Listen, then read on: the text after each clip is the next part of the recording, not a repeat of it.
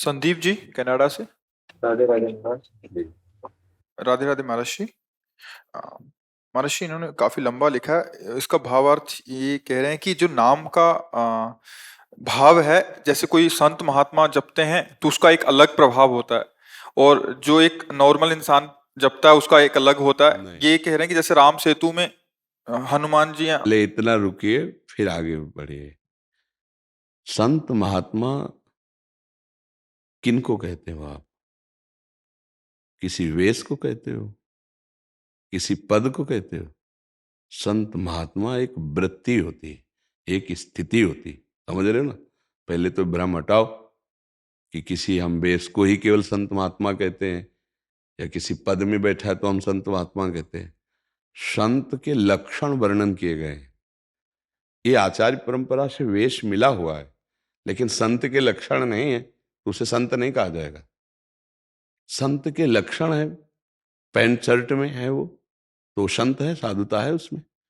पहले इस बात को स्वीकार करिए। अगर वेश है और लक्षण नहीं तो वो संत नहीं है। भेष नहीं और लक्षण है तो संत हैं, और भेष और लक्षण दोनों है तो क्या कहना, महापुरुष है। बात समझ गए? अब बात करो, क्या खास बात है जो नाम का प्रकाश उनके हृदय में जैसा होता है वैसा दूसरों के हृदय में क्यों नहीं होता?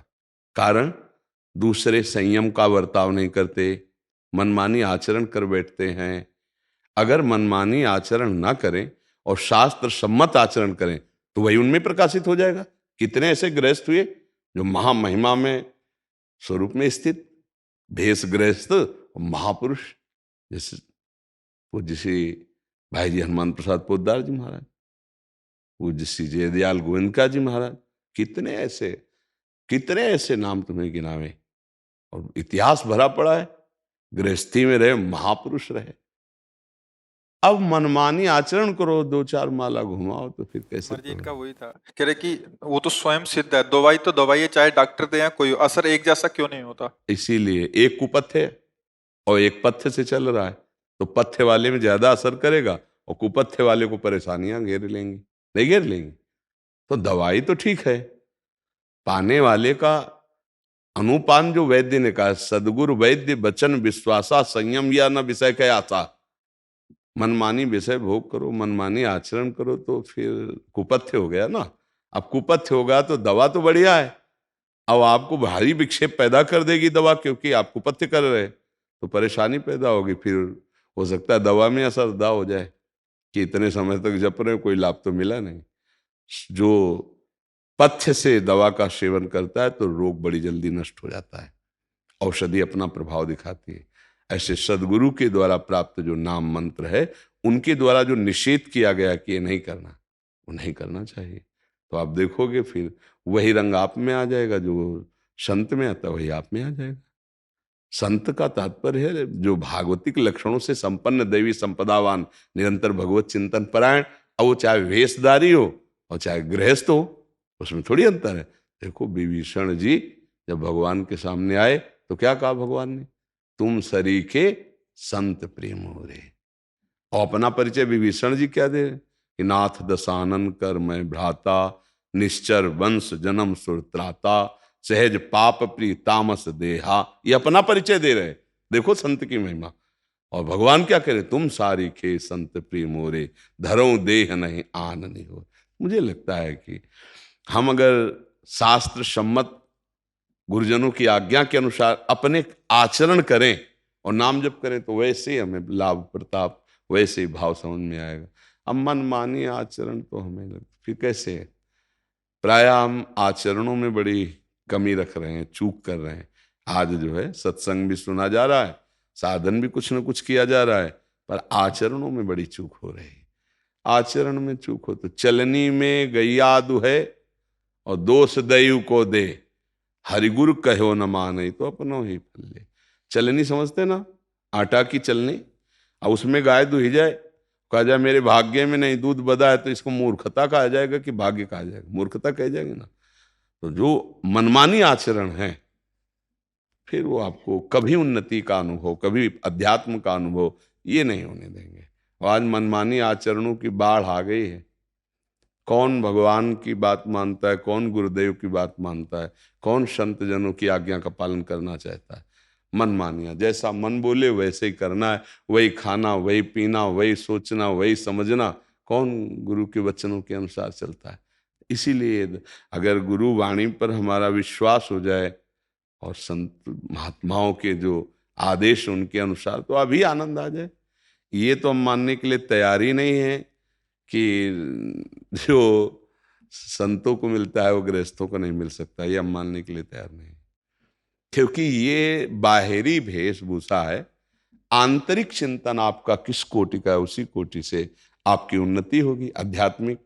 बहुत से ऐसे आज भी गृहस्थ हैं जो संत हैं, बहुत से ऐसे गृहस्थ हैं हमारी जानकारी में है, पति है, पत्नी है, और 10 वर्ष से ब्रह्मचर्य रह रहे हैं, 10 वर्ष से। यहां तक कि अमेरिका में है और वृंदावन से शपथ पूर्वक कई वर्ष से ब्रह्मचर्य रह रहे हैं। ये कैसी बात हो गई? सोचो, 10 वर्ष से ब्रह्मचर्य, एक कमरे में रह रहे हैं, एक घर में रह रहे हैं। ये छोटी मोटी साधुता है? और ऐसे एक नहीं 10-20 जोड़े होंगे ऐसे जो ब्रह्मचर्य से रह रहे हैं और साधना में लगे हुए हैं, और पत्नी है, सब पूरा परिवार। आप उनको क्या कहेंगे? संत नहीं कहेंगे? सोचो, संयम से रह रहे हैं। अच्छा, हम कह रहे चलो संतानोत्पत्ति आदि की चेष्टाएं भी हो रही हो, भजन में रहा, संयम में। यहाँ तो बेविचार हो रहा है, यहाँ तो मनमानी व्यसन हो रहे हैं, मनमानी आचरण हो रहे हैं। थोड़ा माला घुमा लिया, मनमानी आचरण कर रहे हैं, तो हमें लगता है फिर तो लाभ का अनुभव नहीं होगा। ये बात है, हमें शास्त्र आज्ञा के अनुसार आचरण करने हैं और गुरु प्रदत्त नाम जप करना है, मंत्र जप। फिर जो प्रकाश होगा, फिर वो साधु बना देगा, संत बना देगा। मतलब अंदर से संत हो जाओगे आप। कितने ऐसे गृहस्थ में हैं जो संत हैं, अपना चश्मा ठीक नहीं इसलिए दिखाई नहीं दे रहा, नहीं तो ऐसे कितने गृहस्थ हैं जो नाम वाणी में डूबे हुए हैं। नाम जपो और आचरण अच्छे करो तो बात बनेगी। क्यों? आपका क्या संशय इसमें रहा? महाराज जी इसके आगे कह रहे हैं, भागवत जी के एक श्लोक में उनका अनुवाद यह है कि महाराज जी, मेरे प्रिय उद्धव, जिस प्रकार धधक की आग लकड़ी को राख में बदल देती है, उसी प्रकार मेरी भक्ति मेरे भक्तों द्वारा किए गए पापों को पूरी तरह से जलाकर राख कर देती है। इनका प्रश्न है, व्यक्ति अपने पिछले कर्मों के कारण पीड़ित होता है, लेकिन श्री कृष्ण के उपरोक्त कथन के अनुसार यदि कोई व्यक्ति भक्ति सेवा अपनाता है तो ये जन्मों जन्मों के किए गए असीमित कर्मों को जला सकता है। लेकिन फिर भी महाराज जी, उस स्थिति में हम क्यों देखते हैं कि भक्त ने ऐसा किया, अपने जीवन में इतनी सारी समस्याओं से गुजरने के लिए वे आज जो कुछ भी सामना कर रहा है पिछले कर्मों के कारण है, उन्हें जला दिया जाना चाहिए। बस एक बार भक्ति सेवाओं में संलग्न हाँ, होकर अब उसको उन्हें समझ, शांति से भक्ति करने की हाँ, सक्षम। उनको समझो। गोदाम जमा है संचित कर्म, क्रियमाण नया भजन बन रहा है, पाप बन नहीं रहे। पूर्व में जब इस शरीर की रचना हुई तो 2 कर्मों से रचना हुई, कुछ पाप का हिस्सा और कुछ पुण्य का हिस्सा। ये रचा गया, रच गया। इसमें है कि 10 वर्ष में ये घटना घटेगी, 20 वर्ष में, 40 वर्ष में, 80 वर्ष में, ये पहले से निश्चित हो गया। अब जब हम भजन मार्ग में चले, भगवान की भक्ति की, तो जो हमारा गोदाम जमा है कर्मों का, संचित कर्म, भगवान ने सब भस्म कर दिया। जो नया है वो भगवान को समर्पित है, इसलिए वो हमको बांध नहीं पाएगा। जिससे शरीर की रचना हुई है, भगवान के भजन बल से उसको हम भोगते हुए पार करते चले जा रहे हैं, समस्या है ही नहीं। जो छूट गया है तीर, अब उसे तूड़ीर में वापस नहीं लाया जाता। भगवान ने हमारी शरीर की रचना जब की तो 2 कर्मों से की, पाप और पुण्य दोनों। उस समय हम कोई भजन तो कर नहीं रहे थे, तभी तो हमसे पाप और पुण्य 2 ही कर्म हुए, भजन तो बना नहीं। अब हमें भगवान ने अपनी कृपा से मानो दे दिया। अब इसमें दुख सुख आएंगे जो पहले रच गए, पर जो हमारा स्टॉक जमा है उसे भगवान भस्म कर दिए। जो नया कर्म, नई खेती है, वो भगवान को अर्पित है, वो हमें बांध नहीं पाएगी। लेकिन जो प्रारब्ध रचना शरीर की हुई है, उसको बड़े बड़े सिद्धों को भोगना पड़ा है। बोले अमुक संत के कैंसर हो, अमुक संत को ये वो अवस्था के अनुसार आएगा, अटैक करेगा, पर वो भजन में है इसलिए वो अटैक उसका कुछ प्रभाव नहीं डाल पाएगा। समय कटता चला जा रहा है, रोग अपनी स्थिति में है। अगर वो प्राण लेने आया है तो प्राण छूट जाएंगे, वो भगवान को प्राप्त हो जाएगा, खत्म हो गया झंझट। हिसाब किताब सब बराबर है पहले से ही, वो भस्म करने की बात कहते हैं। ये थोड़ी कि भक्तों को जुकाम नहीं होगा, बुखार, एक से एक भक्तों के जीवन में कष्ट आए हैं तो उसकी रचना हो गई चुकी है ना। अब जैसे मान लो नाक टेढ़ी ऐसे ही पैदा हुई तो उसकी रचना ही हो गई, तो अब क्या करोगे? ये बात समझना।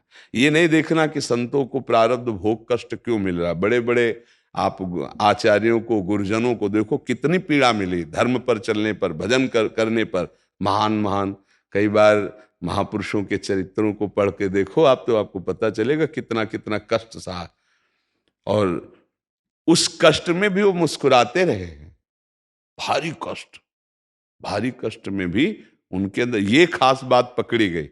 कष्ट आना खास बात नहीं पकड़ा, उस कष्ट में भी, हाँ, वो इस कष्ट में भी परमानंद की मुस्कुराहट रही, कभी आह नहीं निकली। आप जो जैसे हमें रख रहे हो हम उसी में राज, जोई जोई प्यारो करे सोई मुहे भावे। प्यारे जैसे रख रहे, हाँ, तेरा किया मीठा लागे। ये बहुत बड़ी बात है। अपने इष्ट के प्रति, अपने साहब के प्रति कि वो दोष नहीं देख रहे उसमें, वो कह तेरा किया मीठा लगे। जो आप कर रहे हो ना बहुत मीठा लग रहा है। अच्छा, ये है भगवत प्राप्त महापुरुषों का चित्त। ये तो प्रारब्ध भोग है। पूज्य श्री गुरु अर्जुन देव जी को वैसे तप्त बालू, जैसे बालू में चना डाल दो ना एकदम भुन जाए, ऐसी बालू डाली जा रही ऊपर से, कड़ाह में खौलते हुए तेल के कड़ाह में उनको, वो उस समय भी मुस्कुरा रहे, तेरा किया मीठा। ये मतलब चरम सीमा की, आप सोचो। और एक एक बात थोड़ी, पूरे गुरुजनों को देखो, गुरुवाणी को पढ़ के देखो, महापुरुषों को देखो, भयानक से भयानक कष्ट पीड़ा सब महामहिम श्री गुरु गोविंद सिंह जी के पुत्रों को दीवाल में चुना जाए और वो मुस्कुरा रहे हैं, उनके अंदर कोई भय नहीं है। सोचो कैसी धर्मनिष्ठा, कैसी देश निष्ठा, कैसी भगवत निष्ठा। इन महापुरुषों के चरित्र को देख करके लगता है कि हमको बल मिलता है, हमको सामर्थ्य मिलती है कि हमारे गुरुजन, हमारे महापुरुष जन कैसे कष्ट सहे और शिकायत नहीं कोई, कि तेरा किया मीठा लगे। मतलब गजब की बात है। अगर चाह लें वो, इतनी सामर्थ्य है तो भस्म कर दे, नष्ट कर दे उनको, सामर्थ्य होते हुए भी उसे सह रहे। दिखाया कि क्या साधुता है, क्या महापुरुषों का स्वभाव प्रभाव है, सब कुछ करने की सामर्थ्य है। ये जो गुरुजन प्रकट हुए, जैसे पूज्य श्री गुरु अर्जुन देव जी है, ये साक्षात भगवत शक्ति संपन्न है, ये जो चाहे कर सकते हैं, भगवान है साक्षात, लेकिन सह रहे हैं और हम लोगों को ये बल दे रहे हैं कि इस मार्ग में अगर ऐसी भी परिस्थितियां आए तो हमें डिगना नहीं है, हमें हटना नहीं है। आजकल हम 4 दिन माला जपे, हमारा काम नहीं बना, बोले हमारी अश्रद्धा हो गई। भगत हो तुम, भगवान के तुम जन हो, तुमने अभी शास्त्रों का स्वाध्याय नहीं किया, गुरुवाणी का स्वाध्याय नहीं किया, इसीलिए। नहीं तो पक्का हम केवल सुख के प्रलोभन में थोड़ी तुम्हें प्यार करते हैं, हम प्यार करते हैं, तुम्हें अपना माना है, तुम चाहे जितना दुख दो हम आपकी ही जय बोलेंगे। ये मार गए, हम आपकी जय बोलेंगे, आपकी तरफ से दिया हुआ दुख हमारे लिए प्यार होगा, हम उसे आदर से स्वीकार करेंगे। ये मार्ग है। क्यों? महाराज एक छोटा सा क्वेश्चन पूछ सकता हूँ उसी पे, पिछले क्वेश्चन पे राम नाम पे। जी सो महाराज जी, मेरे छोटे बच्चे का भी क्वेश्चन था कि उन्होंने बोला कि मैं जब कथा सुना रहा था तो बोले जब हनुमान जी ने राम नाम लिखा जी। तो पत्थर तैरे, बोले पापा मैं जब लिख रहा हूँ तो वो डूब रहा है। क्योंकि तुम्हारी अभी भावना उस कोटि की नहीं है। एक बार कबीरदास जी के एक शिष्य गंगा स्नान करने जा रहे थे, तो एक कुष्ठी, जिसके गलित कुष्ठ शरीर में था, वो आत्महत्या करने के लिए कूदा, लोग उसे पकड़ लिए, तो भीड़ लगी थी, तो वो भी नजदीक गए, क्या बात है, क्या बात है? तो उनका, इनको गलित कुष्ठ है, ये अब जीना नहीं चाहते, इसलिए आत्महत्या करना चाहते। बोले अरे इसकी जरूरत कैसे है, ए खड़ा हो और डुबकी लगा। राम, पहली डुबकी में मवाद पीप सब खत्म। राम, 3 बार का एकदम सब ठीक हो गया। आए, विलंब हो गया तो कबीरदास जी ने पूछा कैसे विलंब हुआ, तो उन्होंने कहा कि ऐसी ऐसी घटना। बोले 3 बार एक गलित कुष्ठ को ठीक करने के लिए? अरे 1 बार ही काफी था, तुम 3 बार बोले, और यहां 300 बार बोलो। समझना, भजन भाव निष्ठा तदात्म। एक जब फकीर अपनी स्थिति से बोलता है राम या वाहेगुरु कृष्ण राधा, उसका जो प्रभाव है, क्योंकि वो तन्मय, वो उसी में लगन से, जब भरत जी चित्रकूट में बोलते थे ना सिया राम और कदम बढ़ाते थे, तो लता पता सब करुणामय होकर बोलने लगते सिया राम। जब चैतन्य महाप्रभु बोले हरे कृष्ण, तो पशु पक्षी भी ऐसे हरे कृष्ण। क्या तन्मयता, प्रीति। हमारी तन्मयता प्रीति नहीं है उतनी जो हनुमान जी में राम जी के प्रति प्रीति है। जो हनुमान जी के हृदय में राम नाम की प्रीति है, वो प्रीति थोड़ी है। तो हनुमान जी उस प्रीति में भरकर जब लिखा तो तैर गया, पाषाण भी तैर गया। समझ रहे ना? तो हम हनुमान जी से प्रीति वाली समानता थोड़ी। हनुमान जी के अंदर जो राम नाम की प्रीति है, वो प्रीति हमारे अंदर अभी नहीं। जपें, आ जाएगी। वैसे ही जप करे जैसे तन्मयता में, तो आ जाएगी, स्थिति आ जाएगी। ऐसा नहीं कि नहीं आएगी, आ जाएगी, क्योंकि नाम में अपार सामर्थ्य है। तो हम आज चेक करें। वैसे एक है कि राम बोलते ही रोमांच हो जाता है, अश्रु चलने लगे। राधा बोलते ही रोम रोम पुलकित हो जाता है। तो हुआ क्या? जपते जपते जपते जपते अब हृदय तन्मय हो गया। अब उसमें चमत्कार हो जाएगा। वो जो चाहे सो। अब प्रारंभ में थोड़ी हो जाएगा। प्रारंभ में गलित कुष्ठ को खड़ा करके 300 बार कहो तो नहीं होगा, क्योंकि तुम्हारी उतनी निष्ठा नहीं है, उतना पावर एकत्रित नहीं है तुम्हारे अंदर। और वो एक बार में कर देंगे, क्योंकि पावर संकल्प, पवित्रता, तन्मयता, प्रियता। समझ पा रहे? हाँ, इसलिए ऐसा है।